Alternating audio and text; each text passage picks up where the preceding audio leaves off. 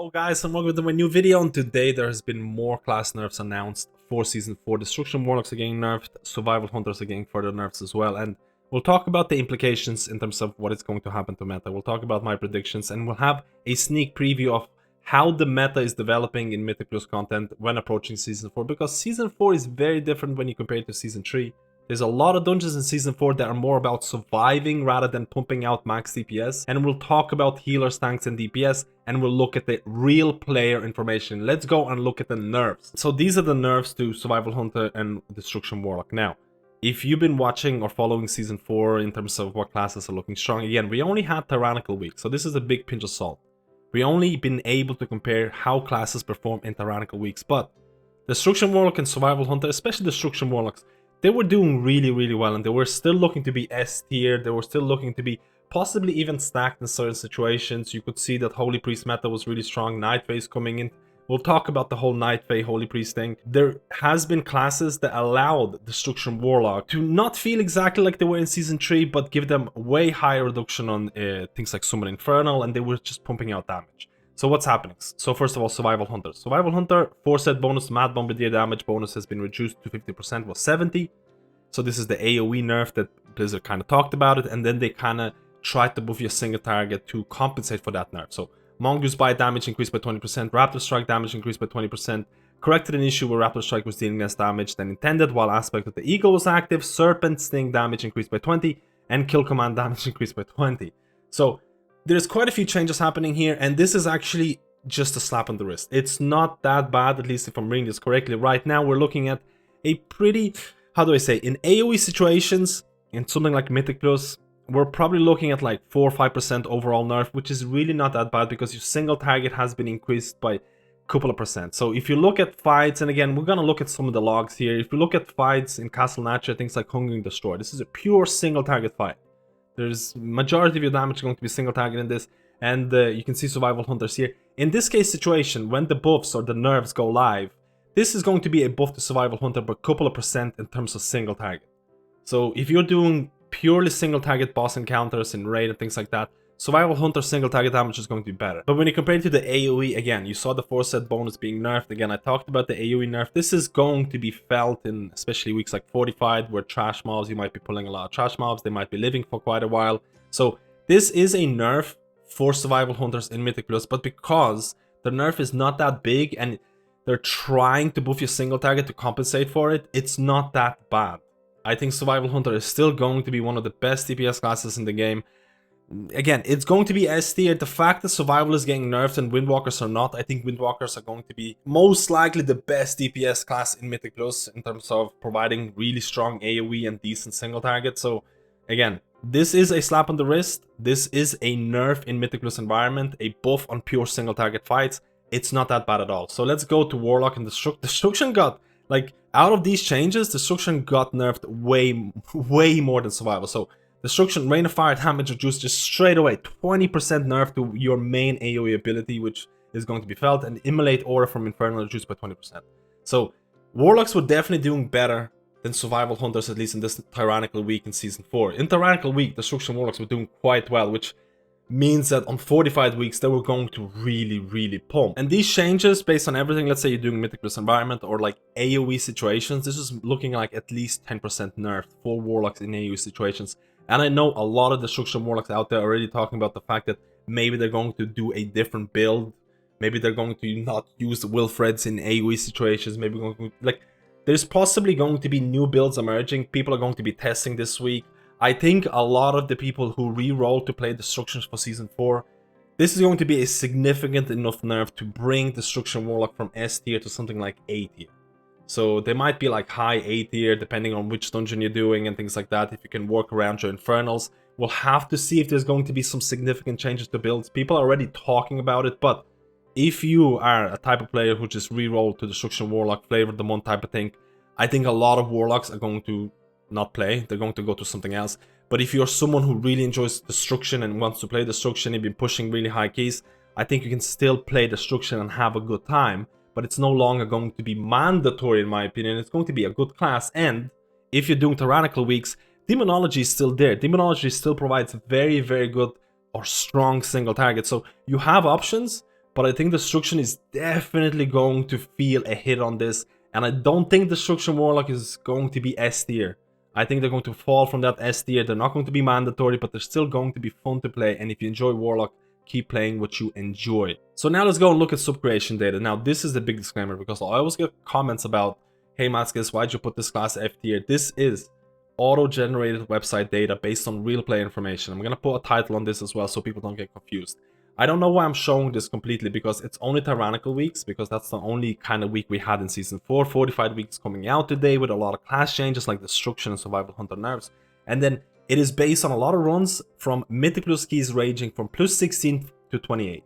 So I urge you not to look at anything below A tier, because a lot of the information here is going to be driven by how many players are playing certain spec. Like Guardian Druid could be the best tank in the world, but there's not enough players playing them. So you can see how community perception is driving this, and I'm going to talk about the tier list or places that I agree with. So this is the tank tier list right now, and again, I expect the Blood Decay to be really strong, and I think Prot Warrior is going to climb and climb and climb. I think Prot Warrior, the buffs that they received a couple of days ago, are pretty significant, and I think there is going to be a lot of Protection Warriors who are going to be doing really high mythic plus keys.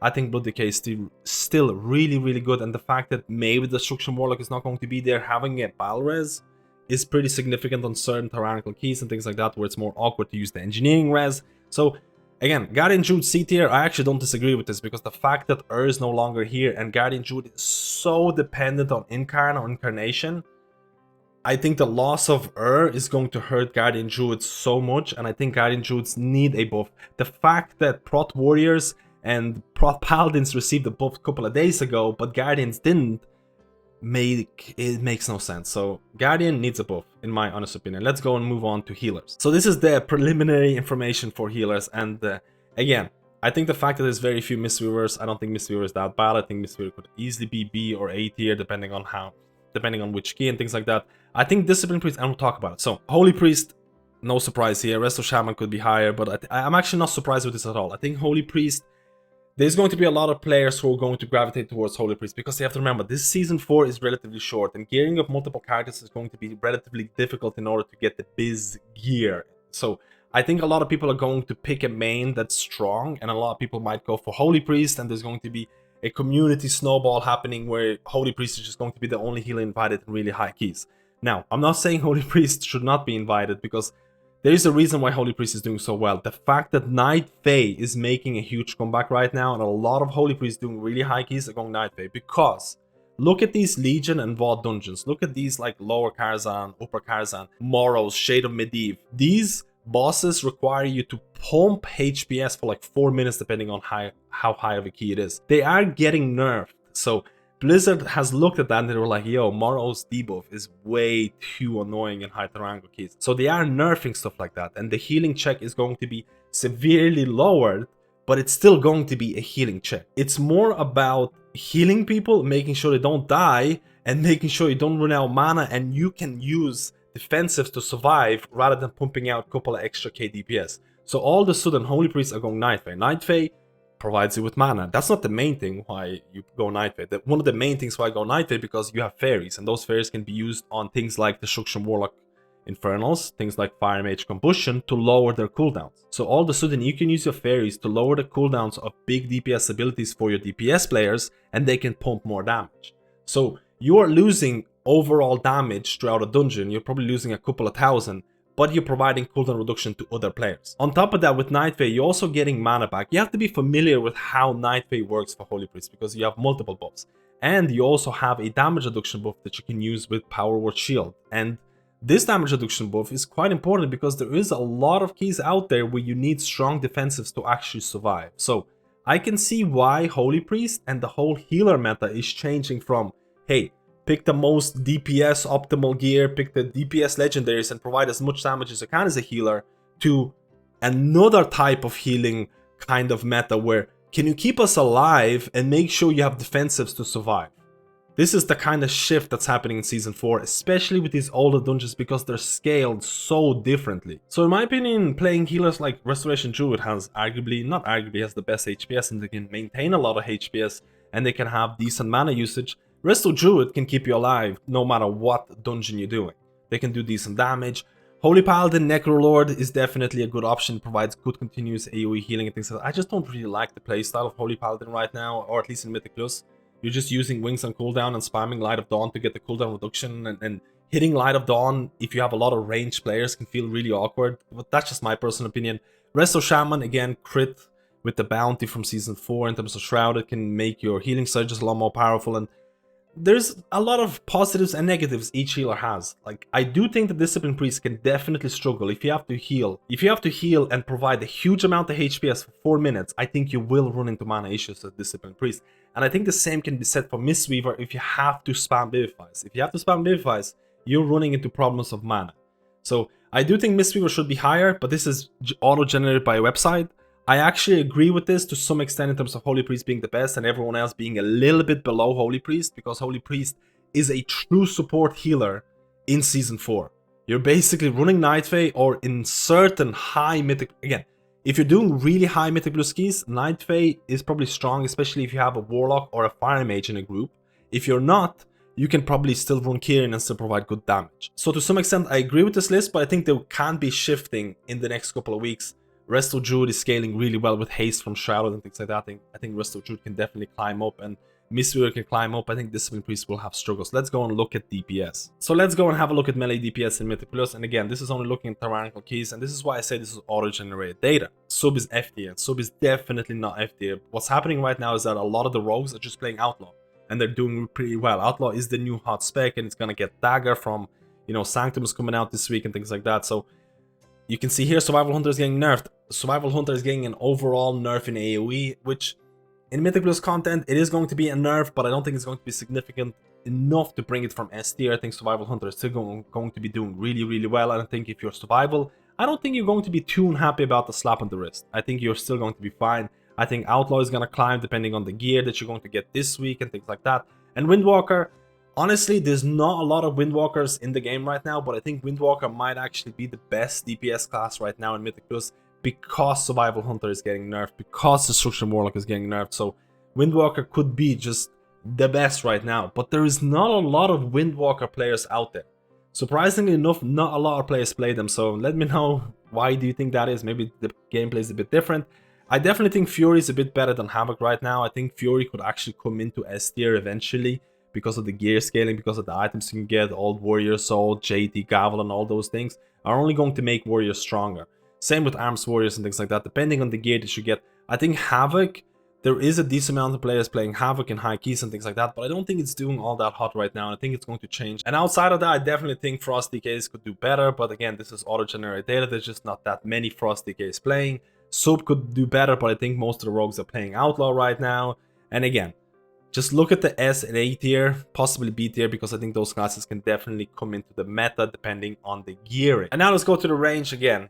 Auto-generate data, I have to remind people about this, but there's no surprise Destruction Warlock and Fire Mage are being S tier. Now, there is nerfs coming to Destruction Warlock, and Destruction Warlock is most likely going to fall in A tier. In my honest opinion, it's not going to be S tier anymore, and that leaves Fire Mage as being S tier in terms of range classes, and there's no surprise to this. Why am I talking about Fire Mage being so strong? Because, again, if you're playing this week, Destruction Warlock and Fire Mages were being fed PI, and they were fed the Fae cooldown reduction for Holy Priest. Holy Priest is a support healer that just allows all the people around you do more damage because of how you use a cooldown reduction with your fairies and things like that. So now Fire Mages is probably going to be the primary target for your PIs. It's going to be primary target for your Fae cooldown reduction. You're just going to get way more combustions. And I think Fire Mages are going to climb and climb because Destruction Warlocks are getting nerfed. I still think if you're a Warlock, you can have a really good time as Demonology, and I think Destruction can do really well on certain keys if you play around Infernal. We'll have to see if the builds are going to change, but I think if you're a Mage right now, you're probably happy about what's happening. Outside of other specs, I think every other DPS spec is just below these two right now.